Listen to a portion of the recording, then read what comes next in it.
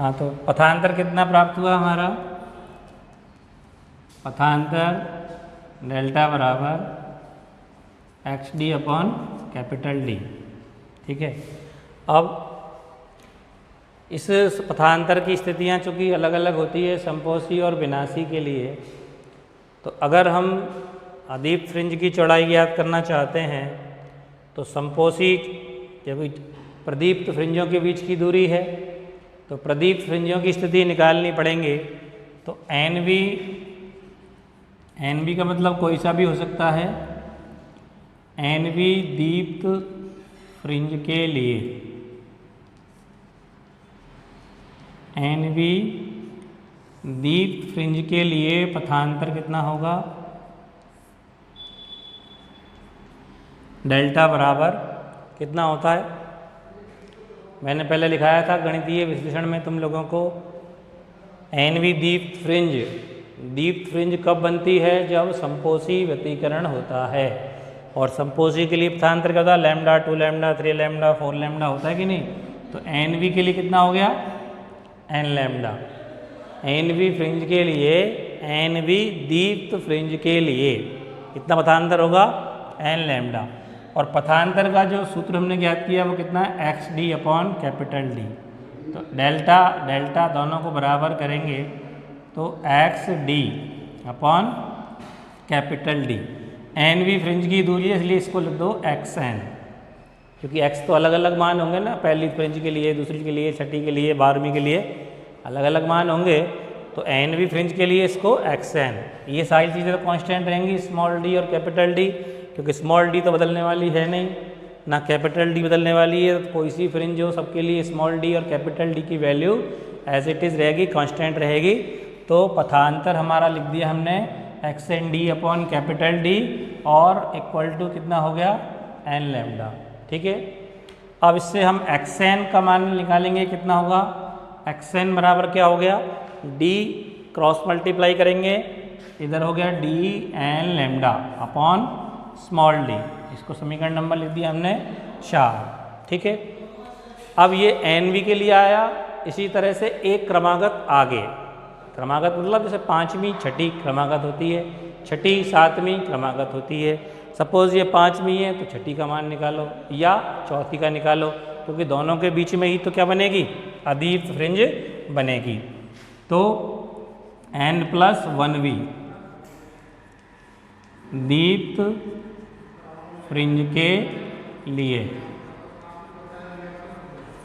ये तो एन बी फ्रिंज की दूरी है केंद्र से, एक्स की जगह एक्स एन है ना, तो एक्स एन क्या चीज़ है? केंद्रीय बिंदु से एन बी दीप्त फ्रिंज की डिस्टेंस है पर्दे पर। ठीक है, और एन प्लस 1वी की कितनी आएगी? तो हमें सिर्फ क्या करना है, इसमें एन की जगह एन प्लस 1 यूज़ कर दो। तो एक्स एन प्लस 1 बराबर d n plus 1 lambda upon small d. तो ये एन बी और एन प्लस 1वी दीप्त फ्रिंजियों की स्थितियाँ हो गई पर्दे पर। ये एन बी फ्रिंज की स्थिति, ये एन प्लस 1वी फ्रिंज की स्थिति। अब इन दोनों के बीच में क्या बनेगी? अदीप्त फ्रिंज। तो इन दोनों दूरियों का जो अंतर आएगा वो कहलाएगा हमारा अदीप्त फ्रिंज की चौड़ाई। तो अदीप्त फ्रिंज की चौड़ाई, इसको हम शो करेंगे बीटा से। तो बीटा बराबर क्या होगा? X n plus 1 minus x n, इसमें से इसको घटाना है। तो बीटा बराबर क्या आएगा? इस वैल्यू को और इस वैल्यू को दोनों का डिफरेंस लेना है, तो दोनों में क्या कॉमन है? डी लैम्डा और स्मॉल डी। तो कॉमन ले लिया हमने, D lambda upon small D common ले लिया। यहाँ से क्या बचेगा? एन प्लस 1 और यहाँ से एन माइनस होके। ठीक है, तो एन प्लस 1 और माइनस एन, एन से एन कैंसिल हो गया, 1 बचा, 1 का इससे मल्टीप्लाई करेंगे तो यही वैल्यू बचेगी। तो मतलब क्या हुआ? ये हमारे पास क्या प्राप्त हो गया? फ्रिंज चौड़ाई का सूत्र। अदीप्त फ्रिंज की चौड़ाई इस फॉर्मूले से ज्ञात कर सकते हैं। अब इसी तरह से निकालेंगे दीप्त फ्रिंज की चौड़ाई। तो दीप्त फ्रिंज कहाँ बनती है? अदीप्त के बीच में। तो पहले अदीप्त फ्रिंजियों की स्थिति कैलकुलेट करेंगे इसी तरह से। तो एन वी अदीप्त फ्रिंज के लिए पथांतर कितना हो गया? एन वी अदीप्त फ्रिंज कब बनती है? जब विनाशी व्यतिकरण होता है, न्यूनतम तीव्रता। और विनाशी के लिए क्या बताए थे मैंने पथांतर? λ/2, 3λ/2, 5λ/2, 7λ/2। तो एन वी अदीप्त फ्रिंज के लिए पथांतर कितना हो गया? क्या हो गया? λ/2, 3λ/2, 5λ/2। क्या है ये? λ/2 के विषम गुणज। तो विषम को कैसे लिखते हैं? 2n + 1 λ/2 या n+12 लिख सकते हैं। n की जगह 0 लिखेंगे तो 1 आ जाएगा, 1 लिखेंगे तो 2 और 1 3, 3λ/2 हो जाएगा। 2 लिखेंगे, 2 दूनी 4 और 1 5, तो 1 3 5 हो जाएंगे ना, यानी कि 1 2 3। n की जगह मान लिख सकते हैं अपन। तो एन वी अदीप्त फ्रिंज के लिए पथांतर कितना हो गया? 2n + 1 λ/2। और पथांतर सूत्र क्या है? ये इसको और इसको बराबर करेंगे तो x एन वी के लिए है, इसलिए xn डैश लिख दो। डैश का यूज़ कर रहे हैं क्योंकि xn अपन दीप्त के लिए यूज कर चुके हैं। तो दीप्त की और अदीप्त की एक ही स्थिति थोड़ी होगी, अलग अलग स्थिति होगी। तो अलग अलग को शो करने के लिए उसमें हमने क्या लगा दिया? डैश लगा दिया। ठीक है, तो xn डैश, स्मॉल डी और कैपिटल डी में कोई फ़र्क नहीं है, ना डैश लगाना है ना कुछ लगाना है, सब सेम है सभी फ्रिंजों के लिए, इसलिए। और इक्वल टू 2n + 1 और λ/2। ठीक है, इससे हमें एन वी फ्रिंज की स्थिति, एन वी अदीप्त फ्रिंज की स्थिति क्या प्राप्त हो गई? xn डैश बराबर डी को उधर ले आओ क्रॉस मल्टीप्लाई करके, तो 2n + 1 lambda capital D upon 2 small d। Capital D यहाँ चला गया, स्मॉल d नीचे आ गया। ठीक है, इसको हमने लिख दिया समीकरण नंबर 7। अब ये क्या था? एन वी अदीप्त फ्रिंज की स्थिति। इसी प्रकार n+1 भी ले लो या n-1 भी ले लो, क्रमागत लेनी है तो आगे पीछे की कोई सी भी ले सकते हैं। तो n+1 भी अदीप्त फ्रिंज के लिए x n+1 डैश बराबर 2। तो n की जगह क्या रखना है हमें? n+1 रखना है, इसी में अपने आप स्थिति आ जाएगी।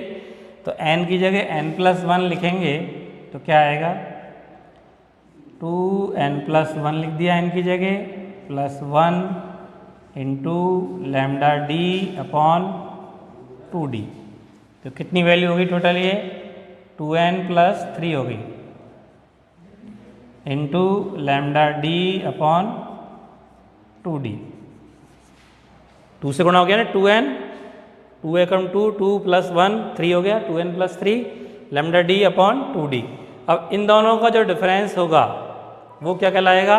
दीप्त फ्रिंज, क्योंकि ये अदीप्त फ्रिंज की स्थिति, ये भी अदीप्त फ्रिंज की स्थिति, और दोनों के बीच में क्या बनेगी? दीप्त फ्रिंज। दीप्त या प्रदीप्त लिख सकते हैं। तो दीप्त फ्रिंज की चौड़ाई प्राप्त कितनी हुई? बीटा डैश बराबर, इसको डैश लगा के लिखेंगे तो दोनों का डिफरेंस लेना है, इसमें से इसको घटाना है। तो कॉमन क्या है दोनों में? λd अपॉन 2d क्या हो गया? दोनों में कॉमन हो गया। यहाँ से क्या बचेगा? 2n + 3, और यहाँ से क्या बचेगा? 2n + 1। तो 2n + 3 माइनस 2n + 1, 2n से 2n कैंसिल हो गया, 3 में से 1 घट गया, 2 बचा। तो λd अपॉन 2d इंटू 2, 2 से 2 कट गया। तो फ्रिंज चौड़ाई कितनी आई? λd upon small d। ये समीकरण नंबर 9। अब ये तो हो गया तुम्हारा दीप्त फ्रिंज की चौड़ाई, और ये हो गई अदीप्त फ्रिंज की चौड़ाई। क्या अंतर है दोनों में? कुछ नहीं, इक्वल है। इसका मतलब क्या रिजल्ट निकला? दीप्त और अदीप्त फ्रिंजों की चौड़ाई एक समान होती है, यानी सारी फ्रिंजें जो मिलेंगी हमें व्यतिकरण में वो सब समान चौड़ाई की प्राप्त होंगी। दीप्त और दीप्त फ्रिंजों की चौड़ाई क्या होगी? समान। अब ये सूत्र चूंकि है lambda D upon small d, तो किस किस पे डिपेंड करता है? नंबर 1 बीटा प्रोपोर्शनल लैम्डा, यानी प्रकाश की तरंग दैर्घ्य पे डिपेंड करेगा। जितना जो प्रकाश लेंगे उसी के अकॉर्डिंग चौड़ाई आएगी। जैसे सबसे ज़्यादा तरंग दैर्घ्य किसकी होती है? लाल की, और सबसे कम किसकी होती है? बैंगनी की या नीले की। अगर तुमने लाल प्रकाश यूज़ किया है व्यतिकरण को ऑब्जर्व करने के लिए, यंग के प्रयोग में अगर लाल प्रकाश यूज़ कर रहे हो तो ज़्यादा चौड़ी चौड़ी फ्रिंजें दिखाई देंगी, और अगर नीला प्रकाश यूज़ कर रहे हो तो कम चौड़ी फ्रिंजें दिखाई देंगी। यानी कि व्यतिकरण अगर स्पष्ट देखना है तो कौन सा प्रकाश यूज़ करो? लाल प्रकाश। लाल प्रकाश से फ्रिंजें ज़्यादा चौड़ी दिखती हैं। फिर किसके डिपेंड है? और कैपिटल डी, यानी पर्दे से दूरी जितनी ज़्यादा होगी फ्रिंज चौड़ाई उतनी ही ज़्यादा प्राप्त होगी। और तीसरा काय पे डिपेंड है? 1/d स्मॉल डी, यानी दोनों स्रोतों के बीच की दूरी जितनी कम रखोगे, व्युत्क्रमानुपाती है, तो दूरी जितनी कम होगी फ्रिंज चौड़ाई उतनी ही ज़्यादा होगी। ठीक है, तो ये